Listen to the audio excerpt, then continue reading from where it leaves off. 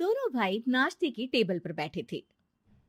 प्रियंका, मेरा नाश्ता कहाँ है? भाभी, मुझे भी ऑफिस के लिए लेट हो रहा है। इस पर प्रियंका किचन में से दोनों के नाश्ते की प्लेट्स लेकर बाहर आती है। लो भाई, आप दोनों का नाश्ता। किसी को भी 1 मिनट का सब्र नहीं है। ये प्रियंका का ससुराल है, जहाँ कोई औरत ना होने की वजह से शादी वाले दिन से ही घर के साथ दोनों भाइयों की जिम्मेदारियां प्रियंका संभाल लेती है। दोनों भाई शांति से नाश्ता कर रहे होते हैं कि अंकुश अपने भाई की प्लेट से पराठे का एक टुकड़ा उठा लेता है। आपको पता है ना, मैं खाना शेयर नहीं करता, फिर भी मेरे प्लेट में से खाना जरूरी है क्या? अरे हद हो गई है, मुझे नहीं खाना अब। अंकुर गुस्से में नाश्ता छोड़कर टेबल से उठ खड़ा होता है। अरे, ये कैसा बिहेवियर है अंकुर? एक टुकड़ा ही तो है।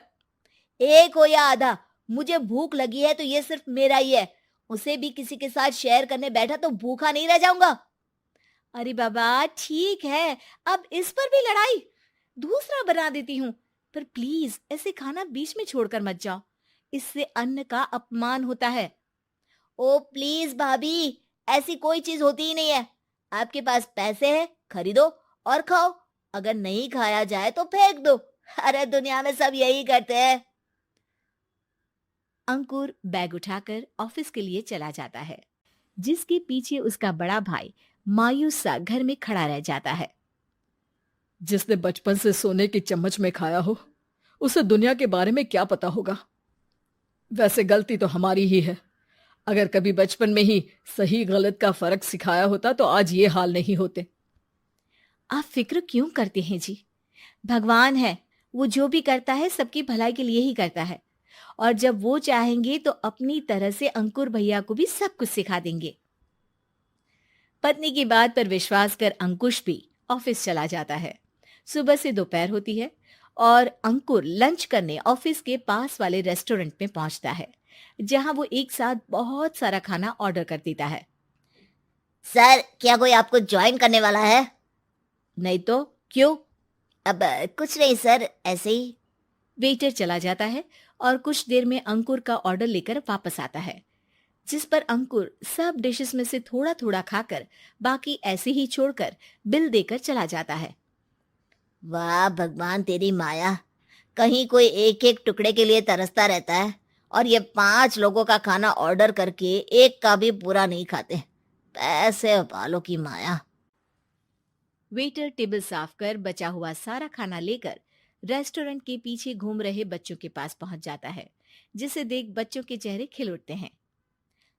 वाह, आज इतना सारा खाना आया। थैंक यू भैया। भगवान आपको खाने की फैक्ट्री बना दे।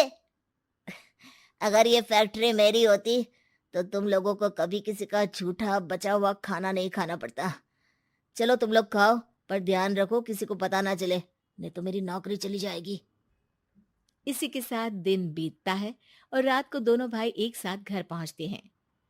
कुछ देर में सब डिनर करने बैठते हैं, जहां अंकुश अंकुर को समझाने की कोशिश करता है।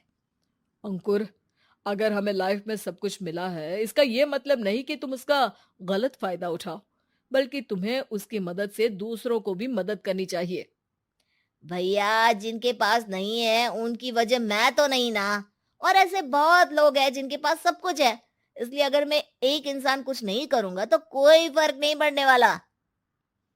तुम्हारे भैया बस एक चीज समझाना चाहते हैं कि जिस चीज की हमारे पास कमी नहीं है, उसे बर्बाद करने से अच्छा है कि लोगों के साथ शेयर करें। इससे हम सिर्फ सामान नहीं, खुशियां भी बांटते हैं, और इसमें तुम्हारा ज्यादा कुछ तो जाएगा नहीं। भैया भाभी की बात सुन अंकुर कुछ बोले बिना उठकर चला जाता है। इसी तरह दिन बीतते रहते हैं, जिसमें अंकुश और प्रियंका कोशिश तो बहुत करते हैं, पर अंकुर पर किसी भी चीज का कोई असर नहीं पड़ता। एक दोपहर अंकुर सैंडविच खाते हुए सड़क के किनारे चल रहा होता है। तभी उसकी नजर आइसक्रीम वाले पर पड़ती है और वो सैंडविच सड़क किनारे फेंक आइसक्रीम खरीदने पहुंच जाता है। अब इसे कहते हैं जिंदगी का सुख। जैसे ही अंकुर आइसक्रीम लेकर पीछे मुड़ता है तो एक आदमी को सड़क से वही सैंडविच उठाते हुए देखता है। वो आदमी बहुत कमजोर, गरीब, जैसे बहुत दिनों से खाना ना खाया हो वैसा लग रहा था।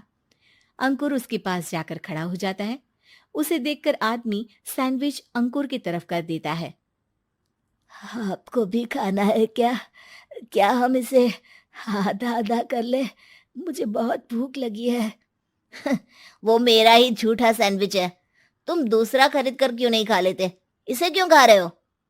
अरे भैया, अगर खरीदने के पैसे होते तो 4 दिन से भूखा नहीं घूम रहा होता। हैं? क्या? तुमने 4 दिन से कुछ नहीं खाया, फिर भी इस आधे सैंडविच को मेरे साथ बांटने के लिए तैयार हो गए? क्यों? अरे भैया, पैसा नहीं है तो क्या हुआ, इंसानियत आज भी उतनी महंगी नहीं हुई, और ना ही उस पर अमीर गरीब का टैग लगा है जो हम उसे रख ना सके। पर अफसोस, आजकल लोगों के अंदर पोषण, खून या विटामिन से ज्यादा इंसानियत की कमी होने लगी है। आदमी की बातों से अंकुर को समझ में आ जाता है कि वो आज तक कितना गलत काम करता आ रहा था। इसके बाद से वो अपनी किसी के साथ शेयर नहीं करने और खाने को बर्बाद करने वाली आदत को